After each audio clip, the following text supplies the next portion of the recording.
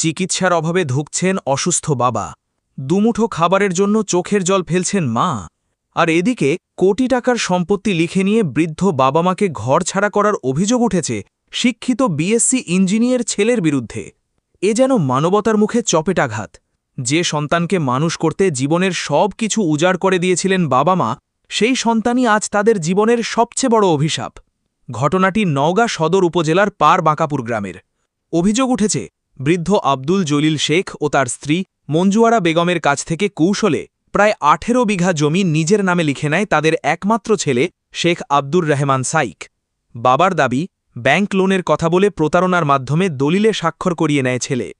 এরপর শুরু হয় মানসিক ও শারীরিক নির্যাতন। বৃদ্ধ মায়ের কান্নাজড়িত কণ্ঠে অভিযোগ, আমরা না খেয়ে দিন কাটাই, ঘরে মাত্র 5 কেজি চাল আছে, ছেলে আমাদের ভিখারি বানিয়েছে। স্থানীয় সূত্র জানায়, কোটি টাকার সম্পত্তি দখলের পর বৃদ্ধ দম্পতিকে এক প্রকার এক ঘরে করে ফেলা হয়েছে। অভিযোগ রয়েছে, ছেলে ও পুত্রবধূর নির্যাতনে আজ তারা অসহায় জীবনযাপন করছেন। বর্তমানে গুরুতর অসুস্থ আব্দুল জলিল শেখের 2 হাঁটু অপারেশনের প্রয়োজন। চিকিৎসার জন্য দরকার প্রায় 10 লাখ টাকা। কিন্তু সেই টাকা জোগাড় তো দূরের কথা, প্রতিদিন খাবার জোটাতেই হিমশিম খাচ্ছেন তারা। এদিকে অভিযুক্ত ছেলে শেখ আব্দুর রহমান সাইক সব অভিযোগ অস্বীকার করে বলছেন, আমি বাবা মাকে নির্যাতন করিনি, আমার বিরুদ্ধে ষড়যন্ত্র করা হচ্ছে। ঘটনাটি এলাকায় ব্যাপক চাঞ্চল্যের সৃষ্টি করেছে।